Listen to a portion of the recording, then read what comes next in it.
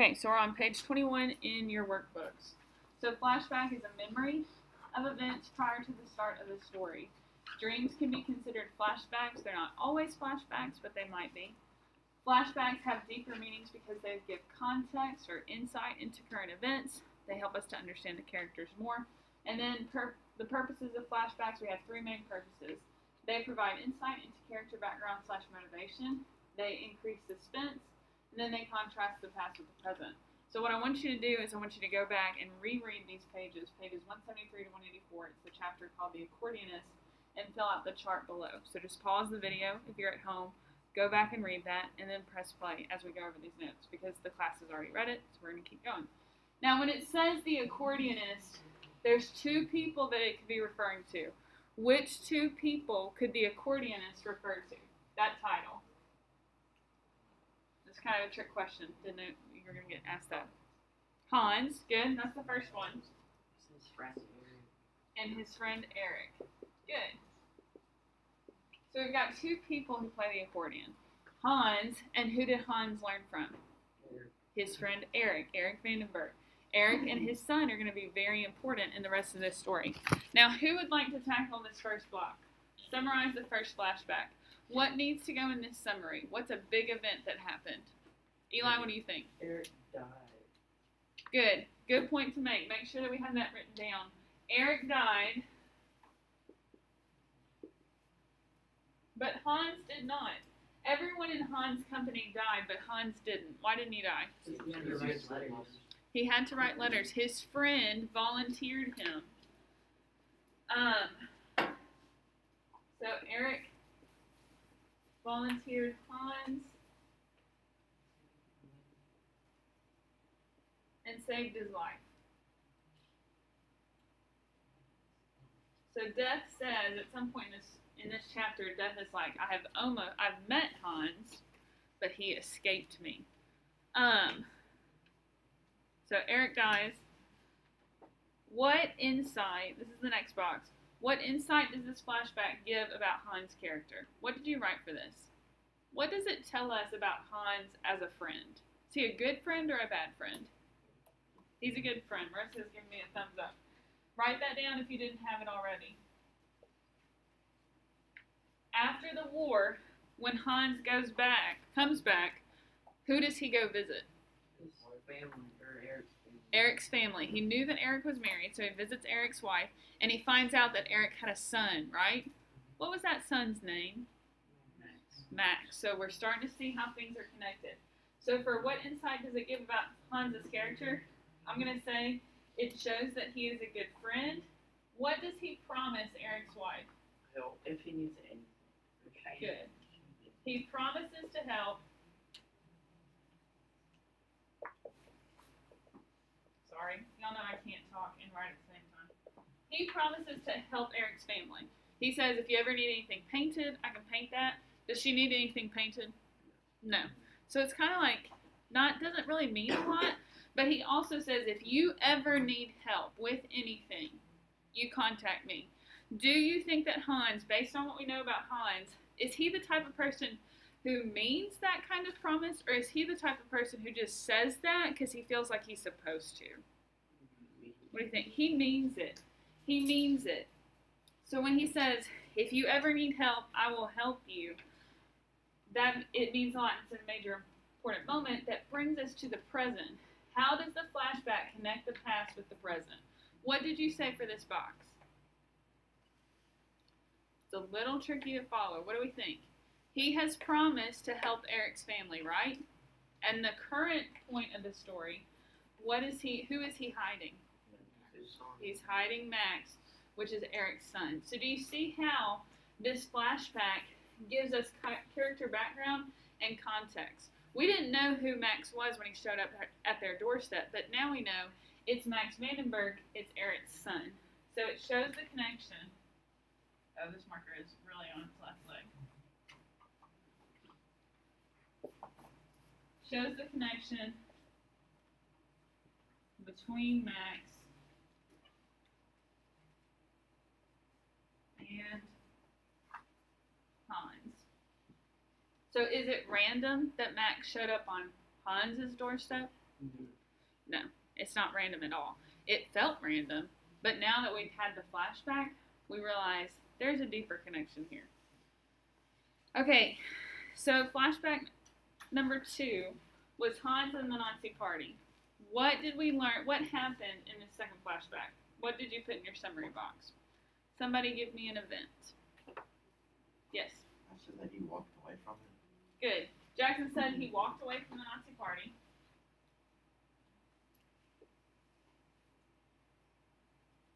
Why did he want to join the Nazi Party in the first place? Did he change his mind and think that maybe Hitler was right? No. He was trying to get protection. But he made several mistakes. So I'm going to add, it shows his mistakes.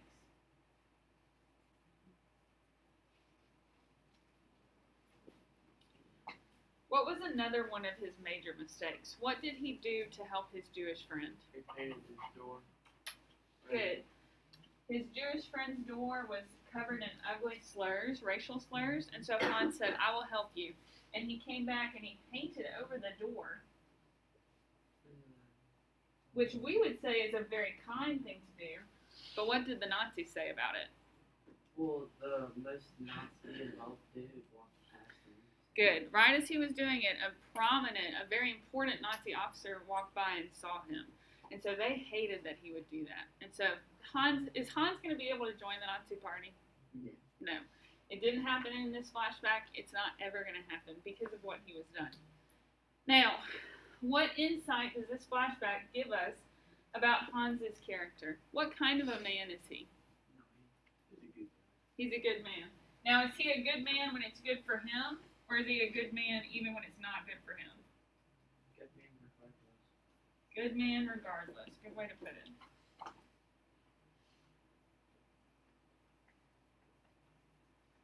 I think we all probably know somebody who's like a great guy or a great girl when people are watching, but when nobody's watching, like, they just don't really care. But then we also know people who they always do the right thing, whether 200 people are watching or whether nobody is watching. That's the kind of person that Hans is. Now, so our last box for this page, how does the flashback connect the past with the present?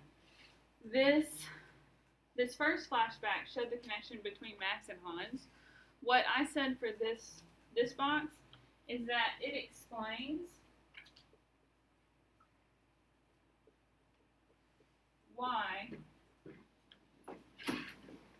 Hans would hide a Jew or would help him. He disagrees with Hitler's policies. He does not believe what he says. Yeah, Marissa, just feel free to move. Poor Marissa.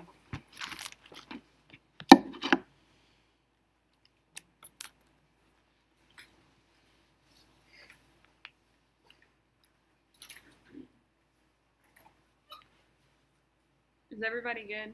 Are we good if I erase it? Okay. So go ahead and I want you, while I'm erasing the board, flip to page 22, flip to the back. We've got 5 questions that I want us to answer together. The first question, is the first flashback effective in the story? Why or why not? What insight does it provide to the larger scope of the story? I want you to write your answer down for question 1 while I erase the board and get it from the right page.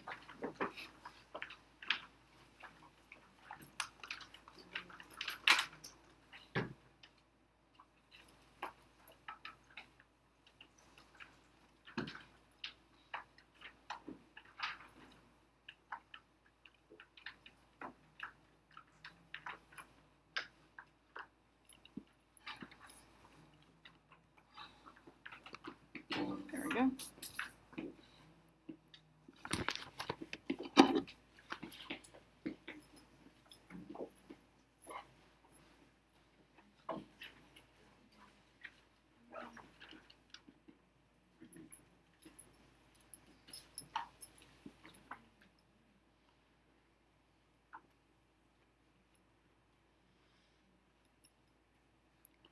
So my computer doesn't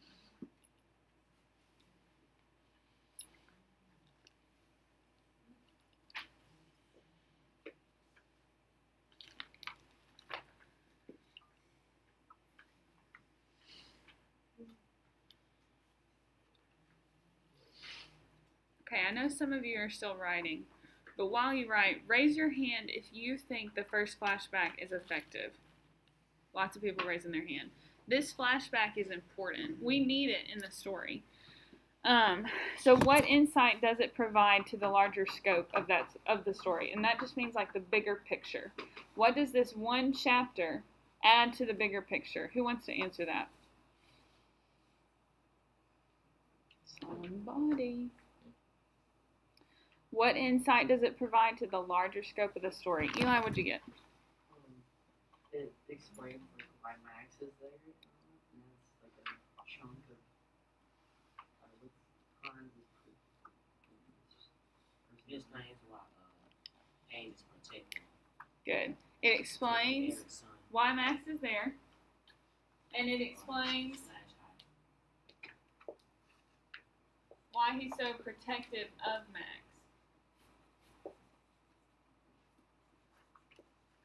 Good answers.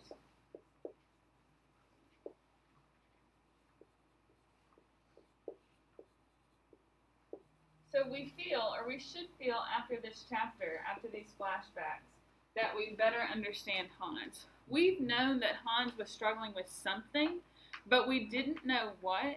And now at the end of this flashback, we say, oh, Hans was struggling with, should he hide Max or not? And so now it makes a little bit more sense. Question 2 asks, how is the second flashback effective in the text? What insight does it provide? What do you think? What insight does it provide? Oh, explains why he's not in the Nazi party. Good. It explains why he's not a Nazi. Will, what were you going to say? Yeah, same thing.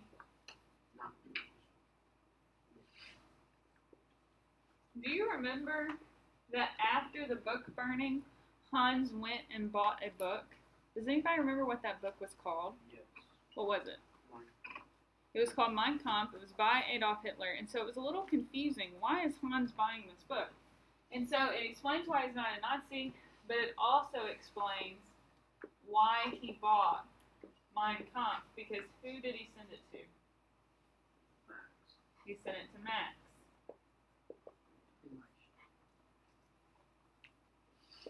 I think I misspelled Kampf, but hopefully we'll still live. Just put the book. You could also say the book. The book would work. Okay, question 3. What does Hans risk by upholding his morals and beliefs in Nazi Germany?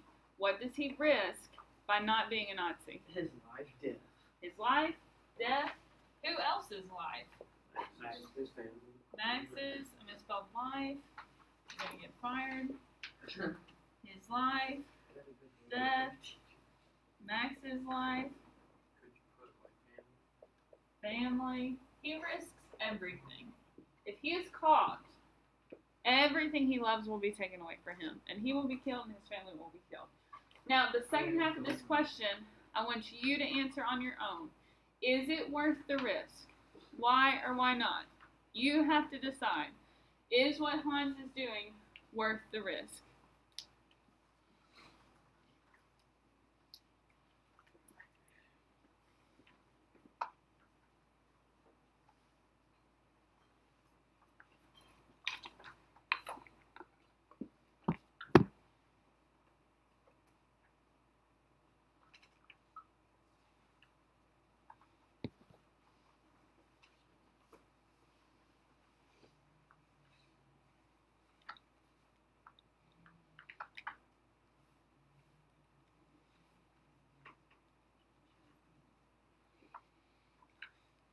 Cody, what do you think? Is it worth the risk?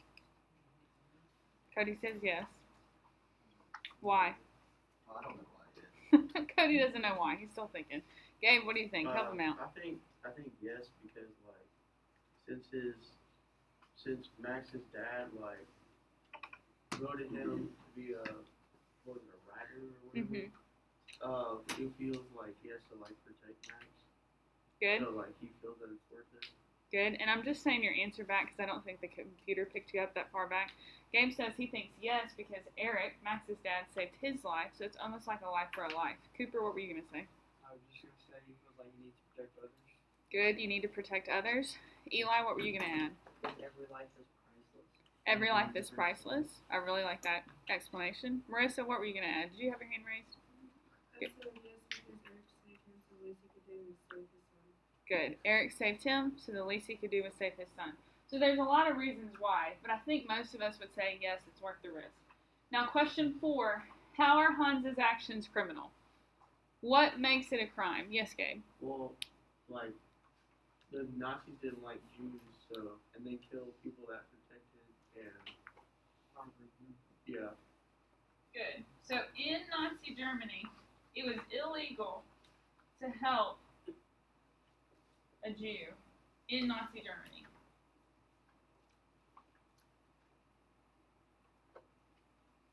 But sometimes, as we all know, sometimes the laws are not actually right. So do you think his actions are crimes? Why or why not? So just because it's illegal, maybe it's not actually wrong. Does that make sense? Maybe? I got some heads bobbing. You tell me. Answer this one on your own. Do you think his actions are crimes?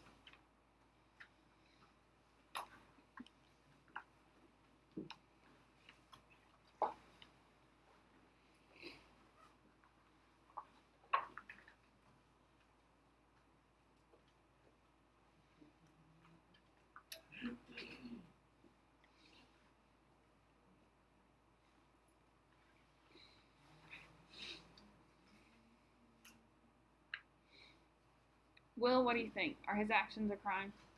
If it's in Nazi Germany, yes. If he's in Nazi Germany, yes. So technically they are illegal.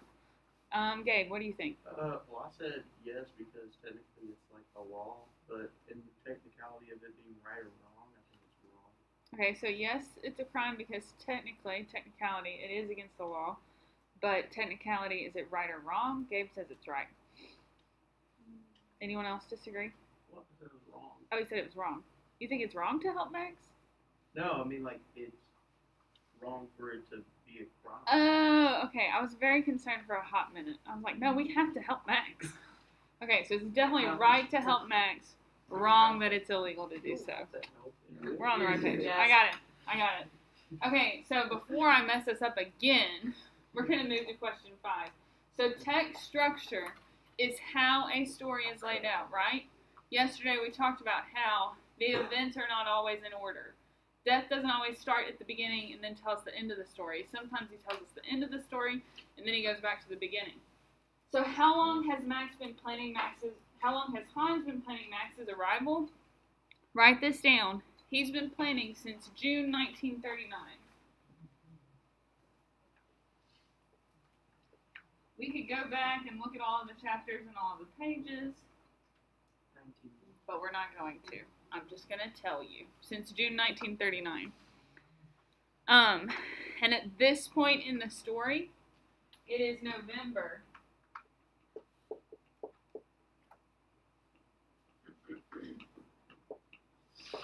And it's 1940.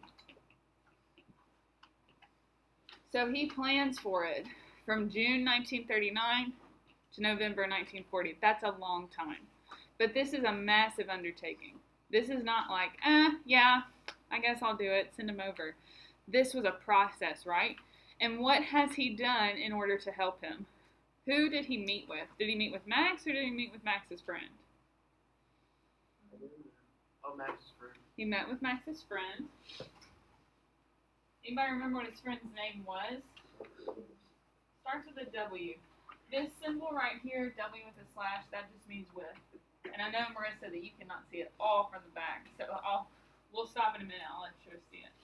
So he met with Walter. Walter is Max's friend who's been hiding him, but Walter is about to ship out to the war, and so that's not a good option anymore. And so he and Walter talk, and then he sends the book with the map and key. And so now, it's like everything is coming together to explain why Max is at the Huberman's house. Is it a dangerous situation or an easy peasy, calm situation? There's easy peasy. No, he got it. Oh, okay. We shall see. We shall see. Okay, make sure that you have reading 13 You read know how for old Max is? tomorrow. Do I know how old Max is? He's 22. Oh yeah. Okay. Yeah, me thinking